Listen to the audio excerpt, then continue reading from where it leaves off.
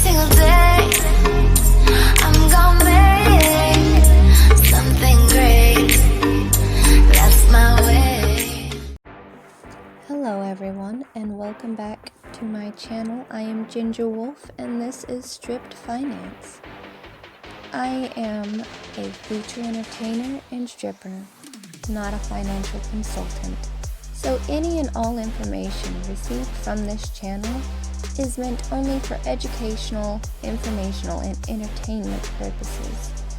So please, if you have any questions or concerns, take it up with your financial consultant. Now with that out of the way, let's enjoy today's video. Bye! Hello everybody, welcome back to Stripped Finance. So, couple of itty bitty things first. One, look at this top. You see, I bought this top because I was going to be in Puerto Rico, right? And it was going to be great. But then there was the hurricane. And I was like, well, you know what? It's okay. I'll just wear it in Tampa. And then there was a hurricane. So I'm just going to wear it on here for y'all. Because I might never get to wear it ever again if I don't. So. But speaking of the big old hurricane, everything's been kind of doomy and gloomy here lately. I mean, the Dow Jones is down, the S&P 500 is down. There's a big angry storm tearing through the bottom part of the United States. So I figured we would just do, like a little funsy one. Because everybody loves a rag to riches story, okay? And this man literally went from being a janitor at a convenience store to a millionaire. And I thought it would be fun to read about it because, honestly speaking, this is like the biggest bad word to you thing that I could probably ever think of. So, let's get into the article. It is, it looks like medium.com. And it's written by Mitchell Earl. And let's get into it and then we'll talk about it afterwards. So it says, from mop buckets to money buckets, how this janitor retired a millionaire.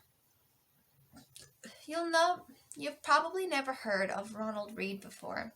And there's really no reason you should have. He lived a quiet life in near obscurity. That is, until his death made national headlines. According to Wikipedia, Ronald James Read was an American philanthropist, janitor, and gas station attendant. He didn't come from money. In fact, he had to walk or hitchhike 4 miles every day to school. I'm sorry, but it reminds me of that one joke. Had to go uphill both ways through the snow.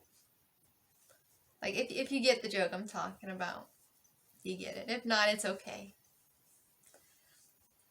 But he became the first high school graduate in his family. He served as a military policeman during World War II. After the war, he worked as a gas station attendant for 25 years. Then he spent the next 17 years as a part-time janitor at JCPenney before retiring.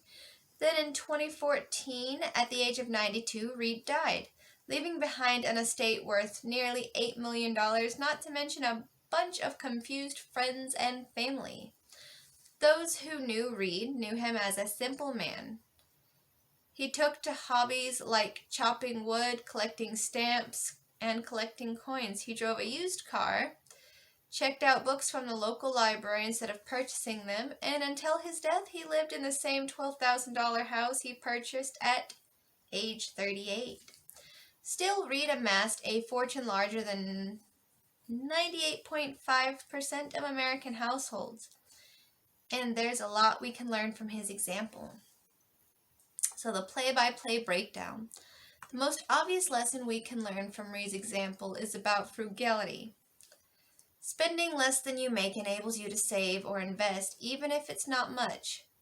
None of his fabulous returns could have been achieved had he consumed as much as he earned. And while that lays the foundation, let's dig a little deeper into Reed's example to unearth today's play, which is about the power of compounding behavior. In a moment, we'll break down how this works in more detail, but first, let's highlight several of the key components for unlocking and maximizing the power of compounding. And here's the fun part. These don't just apply to money either. They're the very same principles that apply to gaining knowledge, building skills, and developing mastery as well. Number 1, start early. The earlier you start, the more time the power of compounding can go to work for you. Number 2, stay consistent. Whether you're hoping to grow your money, improve your skills, or something else, the more regularly you invest in that thing, the bigger your opportunity for returns in the long run. Plus, building habits reduces friction. Number 3, stay committed. Compounding works best over the long run. It can take time to start generating noticeable returns, but the longer you let compounding play out, the more momentum it picks up. Now that we have got through the basics, let's dig a little bit deeper to the power of compounding and see how it works. Because it's the easiest to illustrate, let's start with money. Real quick, let's clear the air. We're going to use some hypothetical models here because we don't know much about Ronald's financial pictures aside from ending value of his portfolio. But we don't really need to know either because the concept we're about to illustrate is less about Ronald specifically and more about the power of compounding at work.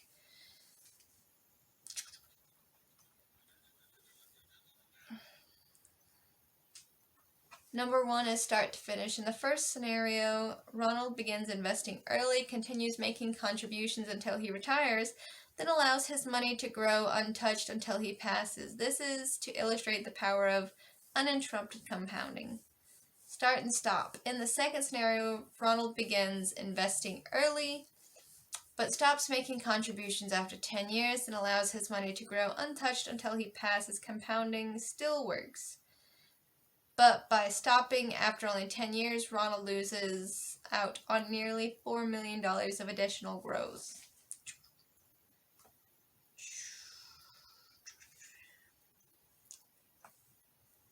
And then finally, 3, the delayed start. In this scenario, Ronald remains consistent, but he waits 10 years to start investing, which reduces his total ending value by nearly $4 million. Even though it's only a difference of $36,000, this is to illustrate the impact of waiting to get started. By waiting 10 years, Ronald missed out on nearly 50% of the value. Hopefully by now you have a little better understanding of the power of compounding. So, I am going to link the article down below because when it says scenarios, it actually has like graphs that you can look at. But the last time I tried to show a graph for a video, it kind of like whited out the screen, so it didn't work. So I'll just, put it in there and let you look for yourself. But anyways, so how this man did it is basically he started investing from a young age and then just allowed that money to build up by living frugally. Now, some people can't do that. For one reason or another, whether it be that they have kids that require all the money they make, or inflation is just really, really high and, it's expensive to live wherever you live. Like, I live in North Carolina, and although it's not bad here, it's still pretty expensive. But I could not imagine living in somewhere like New York or California where just like the rent can cost you like $2,500. And I'm just sitting here like, that's way too much. That's literally all of my bills for rent. It just seems ridiculous to me. So living in a low-cost area probably helps quite a bit.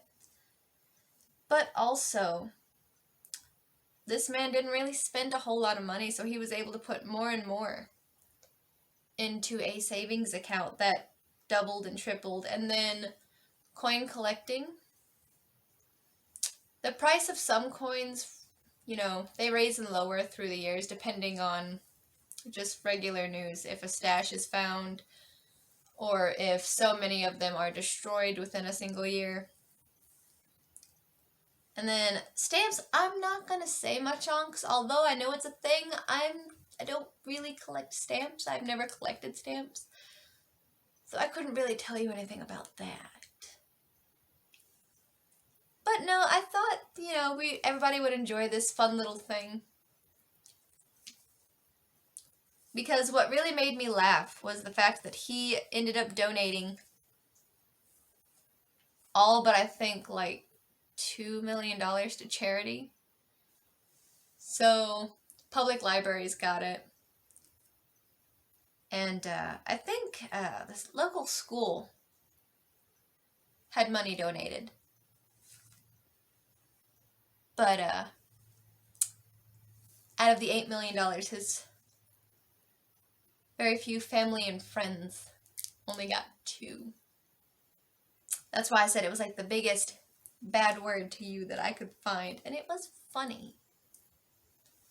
Alright guys, that's gonna be it for this video. Just thought you would like a little happy when everything's all doomsday, doom and gloom. And I'll see you next time. Bye! Hi guys, thanks for making it this far into the video. While I'm cooking you up some new financial advice, don't forget to like, comment, subscribe, and if you can, share. And I'll see you next time. Bye!